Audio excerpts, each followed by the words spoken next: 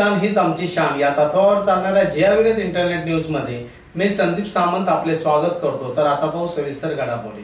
कल्याण डोंबिवलीचा विकास करण्यात युतीला अपयश, राष्ट्रवादी काँग्रेसचे जिल्हा कार्याध्यक्ष विलास म्हात्रे यांचा आरोप। गेली अनेक वर्षे कल्याण डोंबिवली महानगरपालिकेत शिवसेना भाजप युती सत्ता विराजमान आहे, मात्र सोयी सुविधा आणि शहरांचा विकास करण्यात युती सत्ता कमी पडली आहे। आज नवी मुंबई महानगरपालिकेचा केंद्र शासनामार्फत राबविण्यात येणाऱ्या स्मार्ट सिटी अभियानाअंतर्गत राज्य शासनामार्फत स्पर्धात्मक पद्धतीने केल्या जाणाऱ्या निवडीत राज्यातील 10 शहरांमध्ये नवी मुंबई महानगरपालिकेची निवड झाली असून आता आधुनिक शहर म्हणून नावाजले जाणारे नवी मुंबई शहर स्मार्ट सिटीकडे झेपावणार आहे। जर नवी मुंबई हे होऊ शकते तर कल्याण डोंबिवली महानगरपालिकेत का होऊ शकत नाही? अनेक वर्ष केडीएमसीत युतीची सत्ता विकास करू शकली नाही असा आरोप राष्ट्रवादीचे जिल्हा कार्याध्यक्ष विलास म्हात्रे यांनी डोंबिवलीत बोलताना व्यक्त केला। डोंबिवली पश्चिमेकडील ठाकूरवाडी येथील वैभव मंगल कार्यालयाजवळ राष्ट्रवादी काँग्रेस पार्टी 143 विधानसभा क्षेत्र डोंबिवली शहर प्रभाग क्रमांक 54 ठाकूरवाडी येथे राष्ट्रवादी काँग्रेस पार्टीच्या जनसंपर्क कार्यालयाचे उद्घाटन जिल्हा कार्याध्यक्ष विलास म्हात्रे यांच्या हस्ते करण्यात आले। यावेळी शहराध्यक्ष सुरेंद्र म्हात्रे, शहर कार्याध्यक्ष राजेंद्र नांदोसकर, शहर उपाध्यक्ष जयदीप सरोदे, शहर चिटणीस जगदीश ठाकूर तसेच समाजसेविका रुपाली ठाकूर आदी पदाधिकारी उपस्थित होते। यावेळी जिल्हा कार्याध्यक्ष विलास म्हात्रे म्हणाले, आज डोंबिवलीत राष्ट्रवादी काँग्रेस पार्टीला जगदीश ठाकूर सारखा कार्यकर्ता मिळाला आहे। त्यांच्या पाठीशी पक्षाची ताकद आहे। इतकी वर्ष या प्रभागाचा विकास युती सत्तेला करता आला नाही, मात्र आता राष्ट्रवादी काँग्रेस पार्टी आपल्या प्रभागाचा विकास करण्यासाठी पुढे आली आहे। त्याकरता नागरिकांनी ही राष्ट्रवादीचे घड्याळ हाती घेतले पाहिजे। आमचे सरचिटणीस जगदीश ठाकूर वारंवार तक्रारी करतात। आता त्यांनी उपोषणाचा इशाराही दिला आहे पालिकेच्या अधिकाऱ्यांना। जगदीश ठाकूर सारखा कार्यकर्ता राष्ट्रवादीला या विभागातून लाभला आहे। राष्ट्रवादी काँग्रेस पार्टी त्यांच्या पाठीशी ठाम आहे। जगदीश ठाकूर, तुम्ही असेच प्रयत्न करा। ग्रासरूटला जाऊन नागरिकांच्या समस्याचं निवारण कसा करायचं तुम्हाला आता सांगायची गरज नाही। आम्ही वृत्तपत्र वाचत आलेलो आहे। वारंवार तुम्ही तक्रारी करत आल्या, सोडवण्याचा प्रयत्न चालू आहे तुमचा जोरात। तुमचा जोश असाच ठेवा। तर शहर सरचिटणीस ठाकूर म्हणाले, मी या पक्षातून समाजसेवा करीत असल्याचे मला आनंद वाटत आहे। राष्ट्रवादीचे लोकनेते गणेश नाईक आणि डॉक्टर संजीव नाईक यांनी आता या शहराकडे लक्ष दिल्याचे समाधान वाटत आहे। लवकरच या शहरांचा विकास होईल असेही ते बोलले। आता आपण नागरिकांनी कुठेतरी विचार करायला हवा। आज वार्ड क्रमांक 54 ह्याची जी समस्या बघते, 15 वर्ष झाली तरी कचरामुक्त काय होत नाही। त्याचप्रमाणे जुळून डोंबिवली खाडीला आपला जो परिसर आहे तो एवढा सुंदर आपला निसर्गरम्य मिळालेला आहे, तरी ताजंही काय आपल्याला काय दिसत नाही। काही जसा विकास झालेला, सुशोभीकरण करण्याचा, ह्या गोष्टी कुठेतरी असं वाटते की आपण हे करू शकतो आणि तुम्ही एक आम्हाला संधी द्यावी अशी माझी इच्छा आहे। 27 गावांचा निर्णय घटनाबाह्य, काँग्रेसचे माजी नगरसेवक संतोष केने यांची मुख्यमंत्र्यांवर टीका। कल्याण डोंबिवली महानगरपालिकेतून 27 गावे वगळण्याचा निर्णय अत्यंत चुकीचा असून तो घटनाबाह्य असल्याचा आरोप काँग्रेसने राज्याचे मुख्यमंत्री देवेंद्र फडणवीस यांच्यावर आरोप केला। तत्कालीन मुख्यमंत्री विलासराव देशमुख यांनी राजकारण न करता त्यावेळी गावे वगळण्याचा योग्य निर्णय घेतला होता, असे काँग्रेसचे प्रदेश प्रतिनिधी व प्रवक्ते तथा माजी नगरसेवक संतोष केने यांनी पत्रकारांशी बोलताना केला। 27 गावांबाबत आपली भूमिका स्पष्ट करताना केने म्हणाले, भाजपाची ही कृती म्हणजे जनतेची पिळवणूक आहे। आम्ही देखील संघर्ष समितीत होतो। काँग्रेसने नेहमी जनतेचे हित पाहिले। 27 गावांबाबत काँग्रेसने कधी राजकारण केले नाही।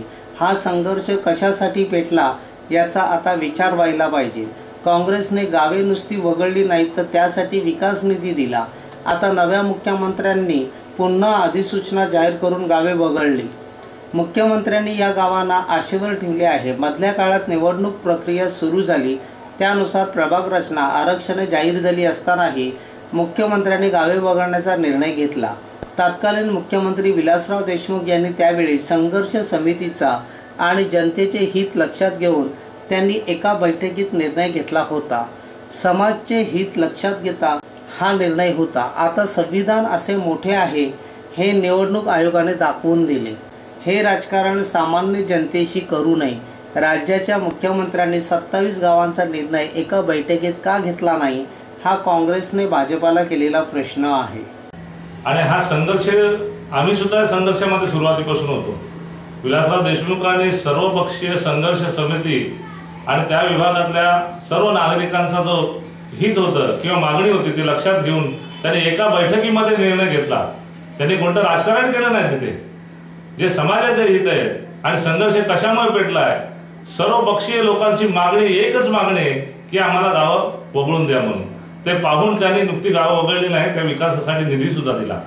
आणि आज आपण पाहिलं तर नवीन मुख्यमंत्री जे आलेले आहेत त्यांनी यांना महापालिकेमध्ये घेऊ नये किंवा त्यांचा विरोध होतो की महापालिकेमध्ये आम्हाला नको, आमची गावं जी आहेत ती नगरपालिकेमध्ये समाविष्ट करून आम्हाला स्वतंत्र नगरपालिका द्या।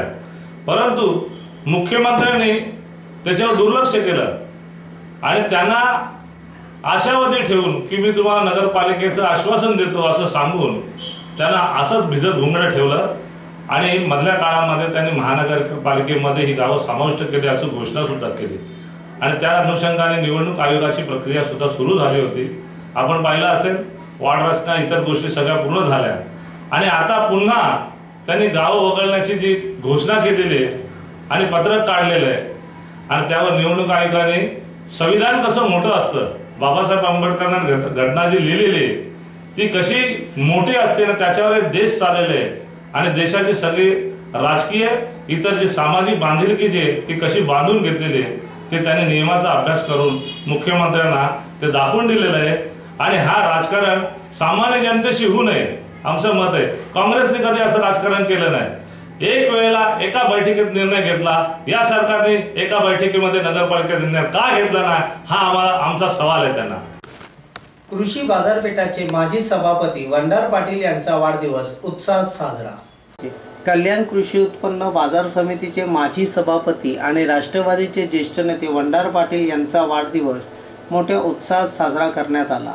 आपल्या वाढदिवसानिमित्त वंडार पाटील यांनी विविध समाज उपयोगी कामे केली। सकाळी गोळवली येथील गावदेवी मातेच्या मंदिरात जाऊन पाटील यांनी दर्शन घेतले। पिसवली येथील जिल्हा परिषद शाळेत जाऊन विद्यार्थ्यांना खाऊ आणि शालेय साहित्याचे वाटप करत त्यांच्याशी संवाद साधला। त्याचप्रमाणे डोंबिवली येथील अस्तित्व या गतिमंद मुलांच्या शाळेत जाऊन त्यांना फळाचे वाटप करण्यात आले। यावेळी पाटील यांनी विद्यार्थ्यांच्या तब्येतीची विचारपूस करत त्यांच्या शाळेतील विविध प्रकल्पांचा आढावा घेतला। त्याचप्रमाणे पिसवली येथील बुद्ध विहारामध्ये समाजसेवक सचिन कसबे यांनी वंडार पाटील यांच्या वाढदिवसानिमित्त परिसरातील नागरिकांसाठी आरोग्य शिबिराचे आयोजन केले होते। या शिबिरास देखील पाटील यांनी भेट देत तेथील नागरिकांची विचारपूस केली। या कार्यक्रमास राष्ट्रवादीचे युवा नेते कुणाल पाटील, पंचायत समिती सदस्य सुधीर पाटील, माजी नगरसेवक पांडुरंग चव्हाण, गोविंद सोनके, उद्योगपती अनिल पाटील, राज जोशी आदींसह कार्यकर्ते मोठ्या संख्येने उपस्थित होते। संध्याकाळी वंडार पाटील यांच्या निवासस्थानी त्यांचा वाढदिवस साजरा करण्यात आला। पाटील यांनी परिवारासमेत केक कापून आपला आनंद व्यक्त केला। वंडार पाटील यांना शुभेच्छा देण्यासाठी कल्याण डोंबिवलीतील राष्ट्रवादीच्या पदाधिकारी कार्यकर्त्यांसह नागरिकांनी गर्दी केली होती। यावेळी लक्ष्मी मार्केट भाजीपाला व्यापारी संघाचे सहाय्यक सचिव राजेश कांबळे, भगवान मोरे, चंद्रकांत सागळे, सोनू पाटील आदी जण उपस्थित होते। तर या होत्या आजच्या सविस्तर घडामोडी। पुन्हा भेटू याच ठिकाणी याच वेळी। तोपर्यंत धन्यवाद।